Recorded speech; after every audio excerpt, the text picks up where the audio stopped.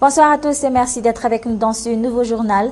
Je vous invite à suivre les détails de nos informations jusqu'à la fin. Mais d'abord les titres. Plus que quelques heures avant le jour des élections jumelées, plus de 7 900 000 électeurs iront voter demain dans tout Madagascar. Les forces de l'ordre prêtes à assurer la sécurité pendant les élections, aucun débordement ne sera permis ni toléré. Les membres des bureaux de vote fin prêts pour gérer les deux élections de demain. Leur tâche est loin d'être facile. Et enfin, à l'étranger, en Inde, la Cour suprême vient d'ordonner aux États fédérés d'encadrer de manière plus stricte la vente d'acide afin de lutter contre les attaques subies par les femmes avec ces produits.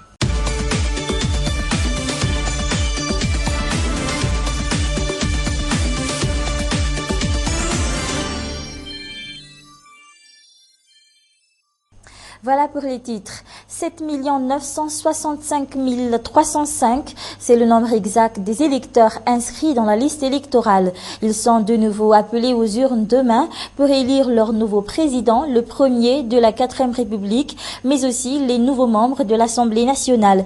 Pour la première fois dans l'histoire du pays, ces deux élections seront jumelées. Les bureaux de vote ouvriront leurs portes à partir de 6 heures du matin. Voici quelques chiffres à retenir sur ces deux élections.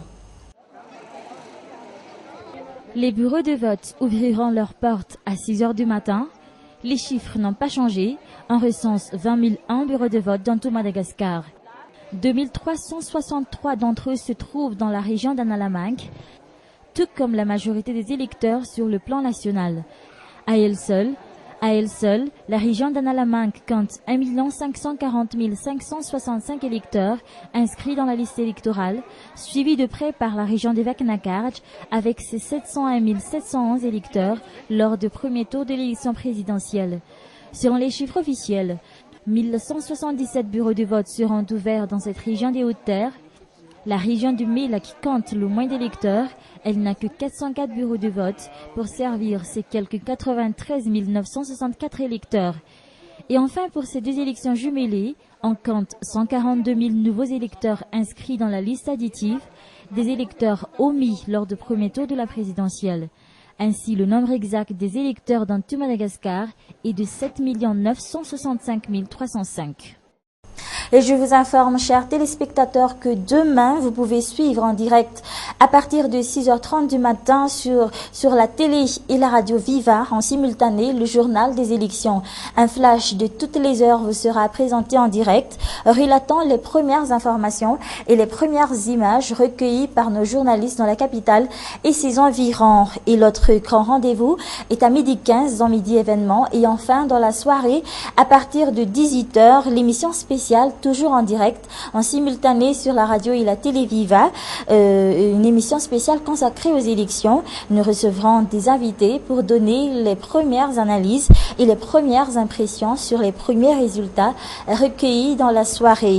Je vous invite donc à nous suivre en direct sur la chaîne Viva demain pendant toute la journée. Plus que quelques heures avant l'ouverture des bureaux de vote, dans les quartiers, tout est fin prêt, ou presque. Comment s'est passée cette journée avant les élections jumelées? Nos reporters se sont rendus dans un quartier de la capitale et vous allez voir que la tâche n'est pas du tout facile pour les membres des bureaux de vote. Reportage. Quelques heures avant l'ouverture des bureaux de vote, les matériels de vote arrivent enfin au bureau de vote d'Ivanch. Et apparemment, contrairement au premier tour de la présidentielle, ils sont arrivés en avance. Tout est fin prêt de notre côté. Les électeurs peuvent arriver à 6 heures du matin, heure d'ouverture des bureaux de vote. Les membres des bureaux de vote sont prêts, tout comme les matériels de vote. Cette fois-ci, nous les avons reçus en avance. Comme ça, nous pouvons commencer à les installer dès ce soir.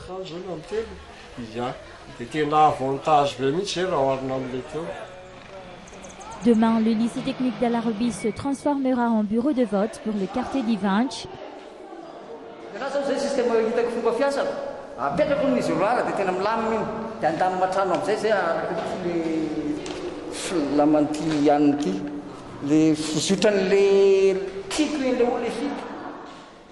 Et à cause d'une panne d'électricité lors du premier tour, les membres des bureaux de vote ont décidé d'utiliser d'autres salles.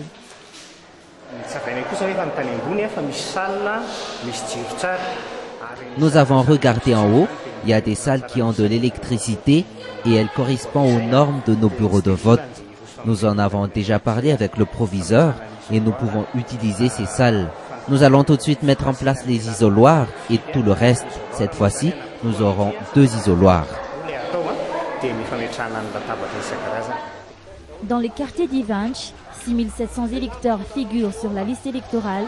Ils seront éparpillés dans 6 bureaux de vote. Et en parlant toujours d'élections, la Cour électorale spéciale vient de prendre une décision portant annulation du décret d'application du Code électoral, un décret autorisant les autorités politiques de prendre part aux propagandes. Cette décision prise tardivement dans la journée d'hier est non rétroactive d'après les explications d'un juriste joint par téléphone. La question se pose maintenant sur la compétence de la Cour électorale spéciale à prendre une telle décision. Des élections sans trouble, c'est le défi qu'aura relevé demain les forces de l'ordre. Des agents en tenue militaire ou en civil seront postés un peu partout dans la capitale et aucun débordement n'est permis ni toléré, affirment les responsables des forces de l'ordre. Et dans le reste du pays, la sécurisation des élections sera également assurée et sera renforcée. Reportage sur les images de Yves Janel. Les forces de l'ordre fin prêtes aussi. L'effectif est mobilisé pour la journée de demain sera doublé, voire triplé. La sécurité sera renforcée à Tananarive. Aucun débordement n'est permis ni toléré par les forces de l'ordre.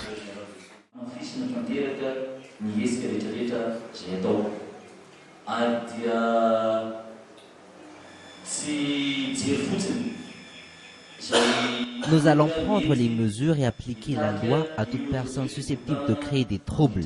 Aucun débordement n'est permis. Nous ne tolérerons aucun trouble, quel que soit l'auteur.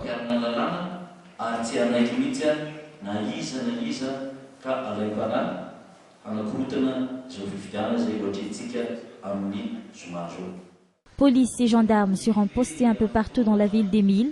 Certains d'entre eux suivront de près les mouvements aux alentours des bureaux de vote et la plupart seront en tenue civile.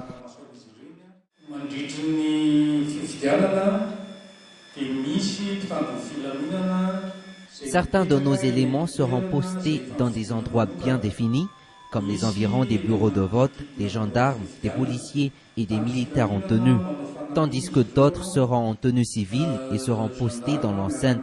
Si un incident se produit dans les bureaux de vote, le président de ce bureau de vote doit tout de suite faire une réquisition pour que ces agents en tenue civile puissent entrer dans les salles et intervenir.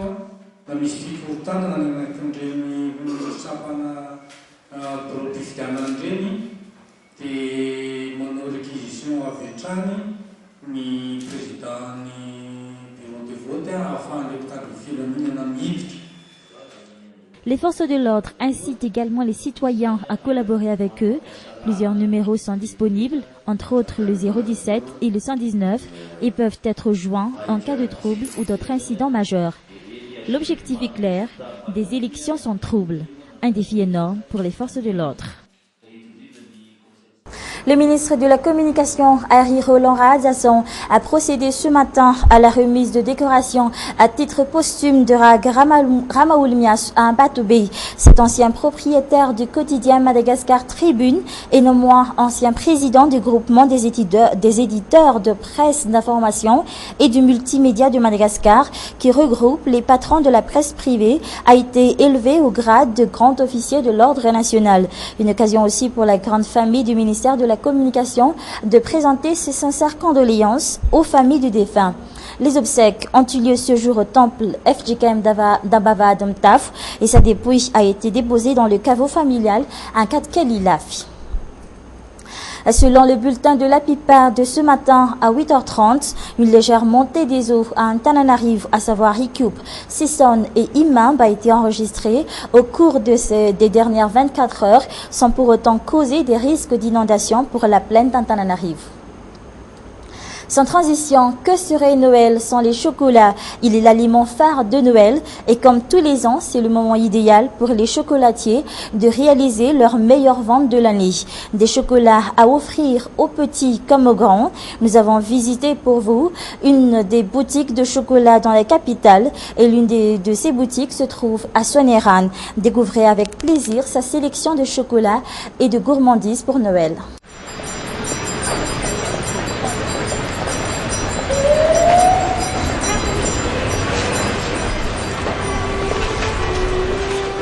Dans les étalages et éparpillés sur les tables, des chocolats de toutes les formes.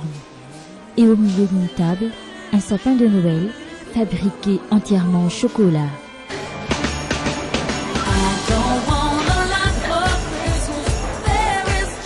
Velouté, intense, délicieux, le chocolat séduit les papilles des grands comme des petits. Il est l'aliment phare de Noël et pas question de s'en priver. Nous avons devant nous les meilleurs chocolats du Madagascar et même du monde. Il n'y a pas mieux que le chocolat malgache. Je viens souvent par ici pour en acheter. Le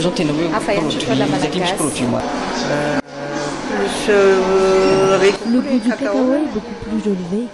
Le cacao, matière de base du chocolat. La grande île dispose du meilleur cacao au monde. Chez les chocolatiers, la période des fêtes de fin d'année revêt une activité intense, tant pour la réalisation de sujets et décors traditionnels que pour la création de nouvelles saveurs.